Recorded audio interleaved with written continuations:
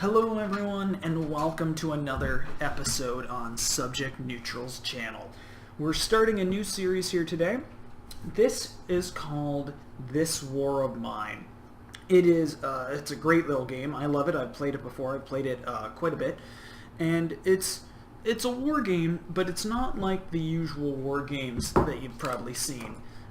You're not going out there to gun people down, you're not shooting. You are a bunch of civilians trapped inside a city, under siege, and you've got to survive.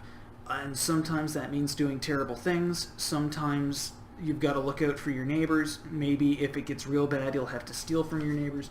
Like, you've got to make a lot of tough choices in this game. It's made by 11-Bit Studios, and it's apparently based on a sort of real event. The siege of Sarajevo in the Bosnian Civil War in 92-96. So I don't know what the connection is. I don't know if the people who made it involved had some experience with it, whether family or whatnot, but we are going to give it a try and we're going to get in here. I've already sort of started the game, and now we are just going to launch right into it. So it's starting from day one. All I did was sort of set up the characters and set up the, start the map generating essentially. So we have to survive for an unknown number of days. We don't know how long the siege is going to last. At some point winter will come and it will mess us up. So we have to salvage for supplies, we have to try and find allies, we have to clean up our home base here. We don't have a ton of supplies. We will get some as we salvage through this early base here. So first things first is we have to clear everything out. We've got a great big building here. I think there's only 2 different maps that you can get in this home. War has been raging for countless months, and the besieged city has been reduced to a sea of ruins by constant shelling. Going outside during daylight is like inviting snipers to target practice. Everything is in short supply, and what little aid reaches the city is seized by the most ruthless and best armed. Few residents were lucky enough to flee. The unlucky ones, who missed the last refugee convoy, are left to fend for themselves. Ordinary people huddling in the ruins, relying only on each other to survive. So we've got 4 people here. We have Marin, the handyman, and if you click up here you'll see his bio. Marin, something broke. I can fix it. Any worthless trash lying around, I can make plenty of useful stuff out of junk, and I don't waste materials. All of it. Parts, bits of wood, plastic pipes, and all the other things. I know how to make tools, furniture, stoves, heaters, whatever. Given enough time, I can make this place almost look like a proper home. I wish it was equally simple with mine. So as it goes and as the days go on, this bio area is like a journal, and things will pop up depending on how you react to events, depending on what happens, and it will start filling in more of the backstory behind these people. And depending on how you react to events, in the epilogue, it will sort of tell you how they fare afterwards. If you, for whatever reason, have to start killing people or start doing less morally good things, your people might crack, or maybe they'll never get over it. If they do good things, if you get some good karma, then maybe they'll go on to do some good things. So that was Marin. We'll get him start scavenging here. We've got Bruno, the cook. Before the war, I used to own a restaurant. I even had my own TV show, Bruno's Cuisine. I'm sure you've seen it. I visited beautiful places where I was filmed cooking exquisite dishes. All that seems of no importance now, don't you think? Nowadays, you're lucky if you get your hands on some canned meat or a bag of rice. And who knows how long this war is going to last. So this guy's really useful, both Marin and Bruno here, because food is really hard to come by. And Bruno here, as a good cook, will use not as much water, I believe, when he's doing it. We've got Hondo, familiar with guns. As you may have noticed, I may have had a hand with some of this, although remarkably I think it was just me being a bit of a fool, but I couldn't set all 4 people to be subject neutral. I think it requires some of the baseline characters. Hondo, just before a black guy, just before war reached Pogarin, our unit had received news of planned excavation of most of the uniformed services from the city. I stayed because I failed to convince my beloved to leave, and I couldn't leave here alone. We didn't know how dire the situation would become. One day, when I was coming home from a walk with my dog, I heard the first alarm sirens. I ran as fast as I could, but was already too late. My flat was in flames. I couldn't find my beloved or her body. So we will get you starting here. We start with a workbench. We'll get to that in a second, but first we need to clear things and get materials. And finally we have Gankom, a skilled wood chopper. Wow, that's good to see. I'll be effective. When the war broke out, I'd been unemployed for over a year. With dread, I watched the news of the upcoming conflict. I was hoping against hope it would not come. Livings of unemployed benefits had already been hard. Living off unemployed benefits had already been hard, and with the soaring prices, I wouldn't have made it, if not for the people running the shelter for the homeless. They were very kind and welcoming, and I could always count on a bowl of hot soup, but that's the past. A shell hit their shelter. So we will get you there. So during the day, come on, you get there. During the day is when you build. Oh, the door is locked. Okay, so let's up there. So here's some supplies. So we'll get some water, some parts. None of that is sort of amazing. What we need now is like building materials. Some lockpicks would be good. So during the day is your building and sort of recovering phase. This is when you'll feed, you can take medicine and stuff like that. Once we get some beds going, we can sleep, see parts. That's real good. One of the first things we want to get up and running is probably going to be a bed and radio. Radio is really good because we can get some information on where patrols will be, on what the weather will be like in the upcoming days and weeks. Okay, so we're getting some sort of odd things. We've got one piece of food so far. Not fantastic. We'll have to start making some other things here. They're clearing out stuff. We're getting a bit of water. So the layout of the buildings is almost always the same. There's two different buildings to start from. You don't get to pick which one. But what is in the buildings is always random. So what supplies we get... Come on. So I can't get in there until I make lockpicks. I can't get lockpicks just yet. Can I get out here? Yes, we can. Actually, I need to build so this is a workbench, and then there's another like metal bench. I don't remember what it's called. We'll find out. Oh no, don't upgrade. And that's where you can build tools and weapons and stuff. So I'm thinking Hondo's going to be our guard, and Gankom, because unfortunately he's the closest thing to a red shirt we have, he is going to... Here we go, metal workshop. He's going to be our scavenger, so that he can afford to go out and risk himself to get us some new food and stuff. See, we are having a rough spawn here. Normally by now I've found lots more building materials. I've found... No, where are you going? I've found more food, more water. My last one was really lucky. I got like a ton of weapons and things right off on the first spawn. I'm getting some decent parts, but I'm really not getting much. No, go down there. So I need lockpicks to get into the other rooms. I need lots of lockpicks, so I need 3 lockpicks so far. So here, Marin has finished the metal thing, the metal workshop. So here's some of the tools we can make. We can make like a crowbar, which we probably will when we start going exploring. We can make a knife, but we need weapon parts. We can make some lockpicks, and we're going to need some of those, so we're just going to make 4 for now. That's going to use a lot of our parts, but we kind of need it. And we can make a shovel, which could probably have been useful, but not right now. We're running out of time, too. Up here is the clock.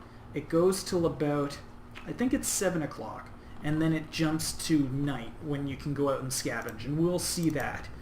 But for now, I'm just still trying to salvage away. Okay, so we've got some lockpicks made, so you can start there. You can start there. And once he is...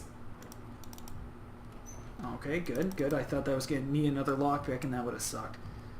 Books are good. Books help keep your morale up. No, where are you going? It's me clicking on things as stuff happens, because I'm kind of rushing a little bit here. Good. Jewelry is good as trade goods, so it's always good to get some of that early. So I want you to look for making a bed. I want you to come down here and open that. So if you click once, they will walk there. If you double click, they will run there, which is good. It really focuses more on the salvaging part when we get there. It's not as important during the day. Sometimes during the day, and this is the first day, so it's not going to happen, people will come to the door. Sometimes it's traders, sometimes it's events where they might be coming to offer goods, or they need your help. And it's generally possible. I like to play a real morally good one, to try and help. It has resulted in some bad times in the past as I run out of food because I've given it all away, or I've run out of medicine right when you need stuff, because you need to watch your people's various sort of states. They can get sick, they can get wounded, and they can get sad. And if those 3 states get worse, they'll eventually just die. So we can't make anything else. Rainwater collector is real important, radio is important.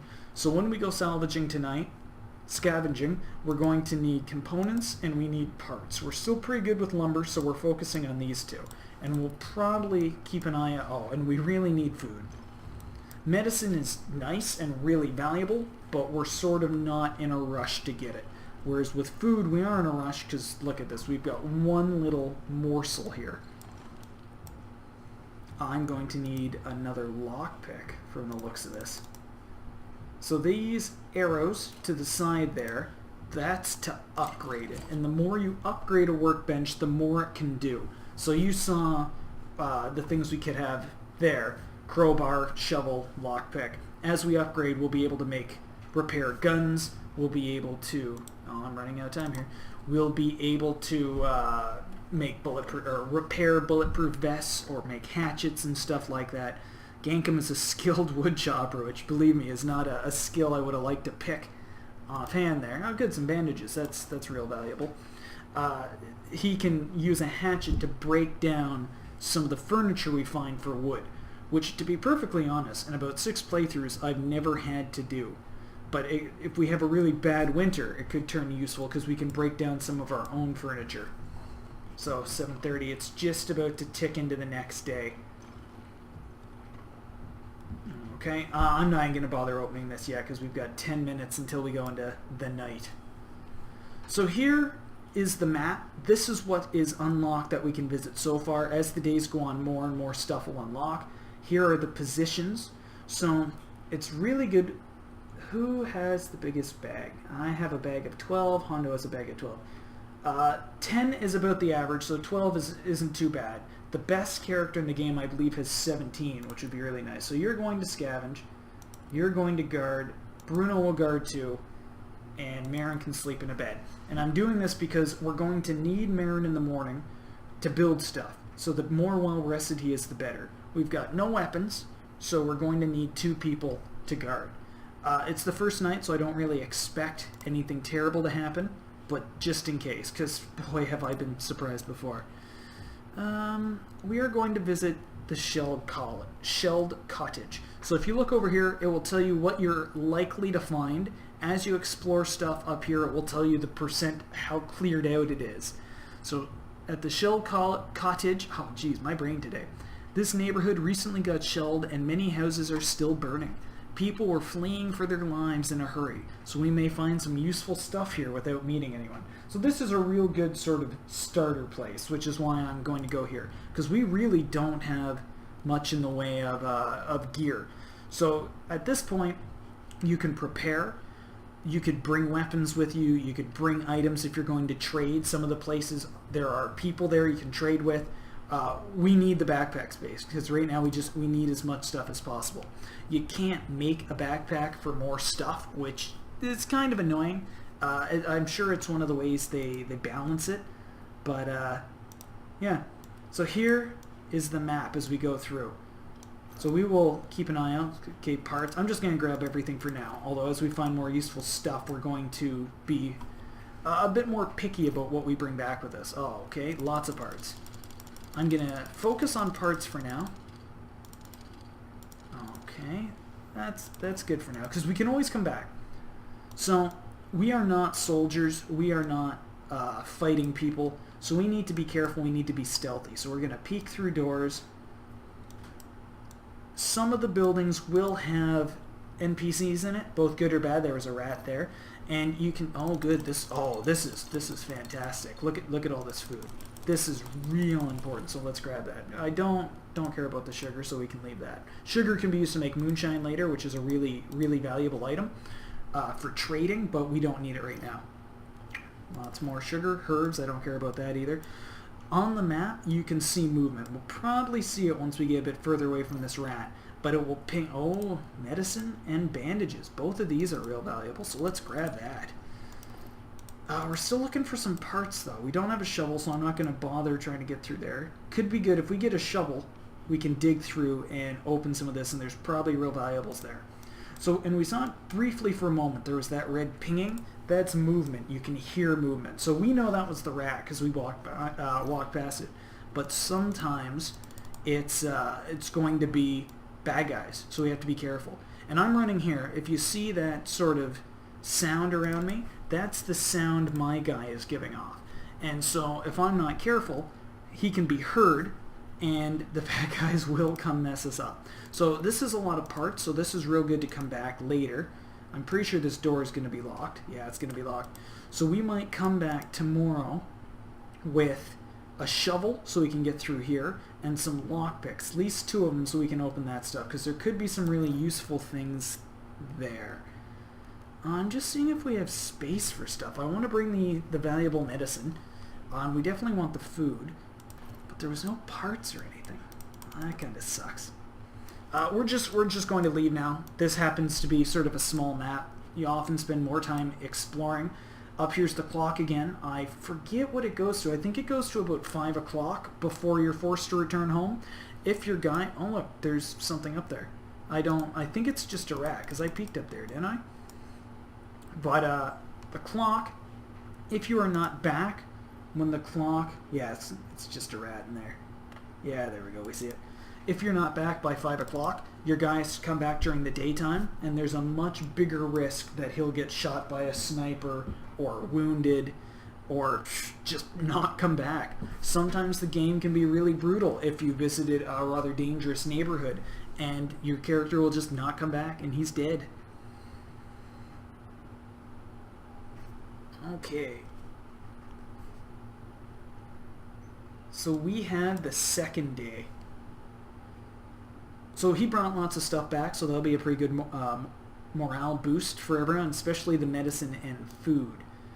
So you can nap for the day, because you're going to need to go out and salvage again. Oh, we have a new bio thing here. Day 2 of my story, Marin's story. People treasure their possessions now. In the past, they just tossed out anything that broke. I had a hard time living off my workshop. Customers were dropping by once or twice a day.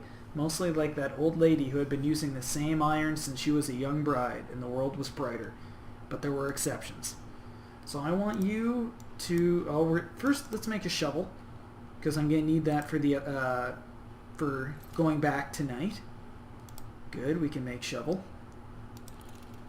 Can't make any lockpicks. How am I? We've got 2 lockpicks, so we are good there. No one else has a story thing to check.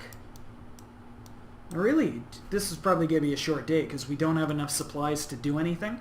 So we'll build what we can. I'd like to build probably a cook stove or maybe a rain barrel.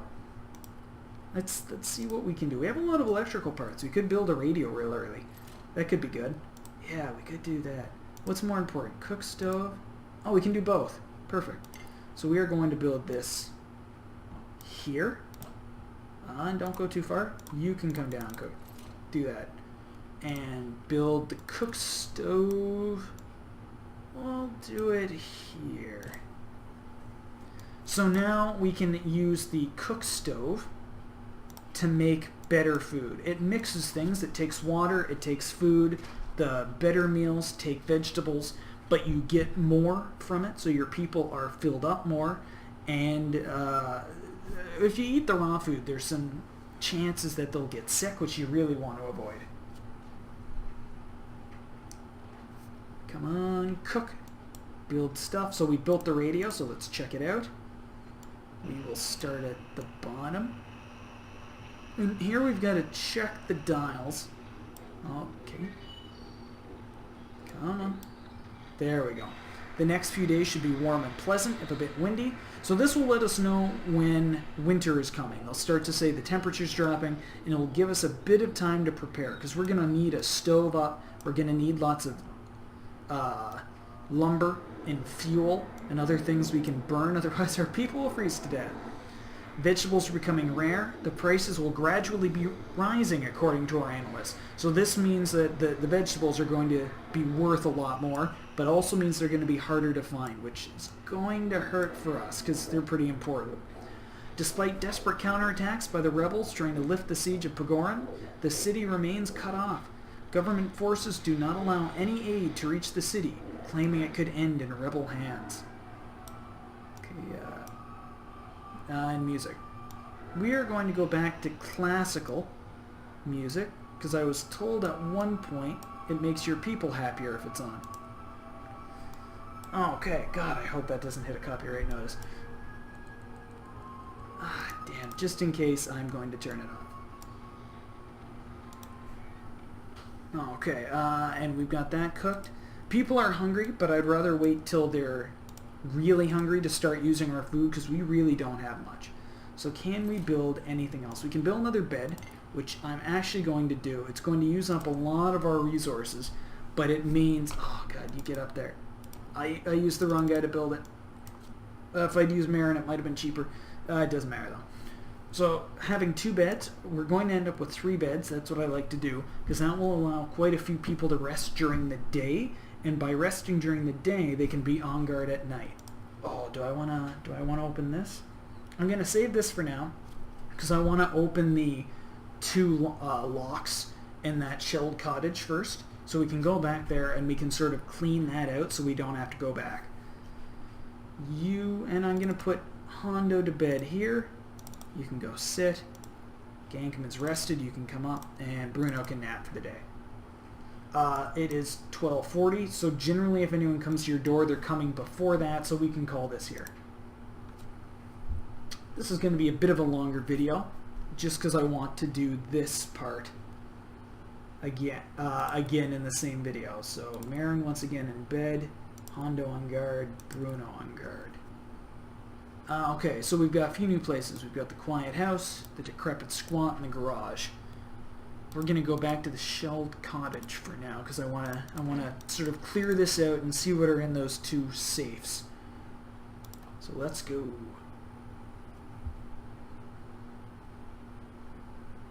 Loading, loading, loading. Okay, we can just run. I don't... Oh, just a rat. Good. That really scared me because I ran. I was really worried if it was a bad guy, they would immediately shoot me. Okay, lockpick. Open the door. When you see these things, these are kind of like story clues. One of the flyers dropped on the city. It reads, "This is a zone of anti-terrorist operations. Persons remaining in the city will be treated as terrorist supporters. For your own and your family's safety, leave Pagoran immediately. The army guarantees you a safe passage." Not many believed them after the atrocities they had committed. So let's quickly get this stuff so we can get down to the other areas. Okay, we're going to grab it all just in case. Like I said, we'll be more picky as we find more valuable things. That was not great. I was hoping for... Okay, this is good. I was hoping for more valuable stuff. This stuff is far more valuable. So we've got parts. We've got some weapon parts here.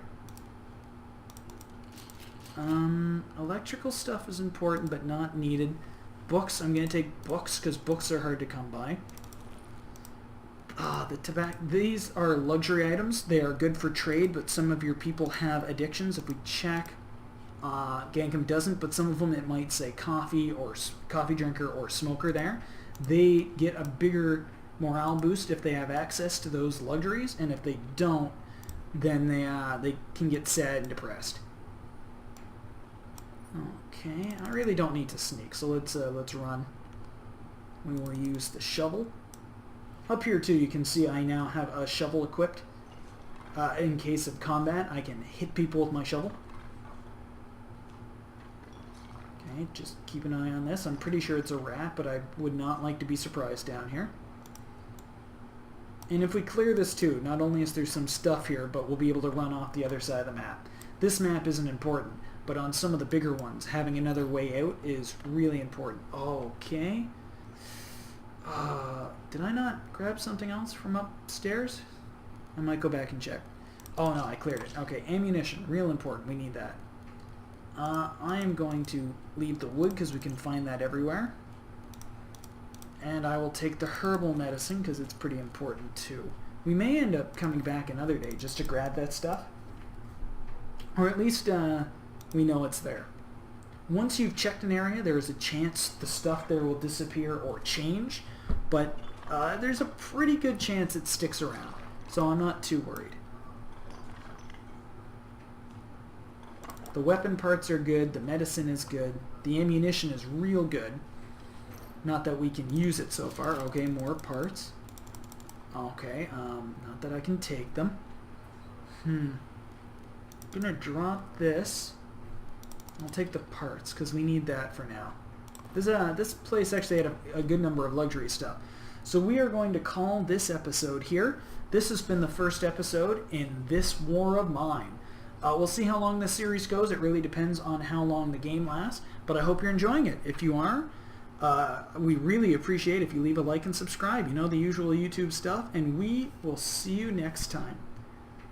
Ciao, everybody.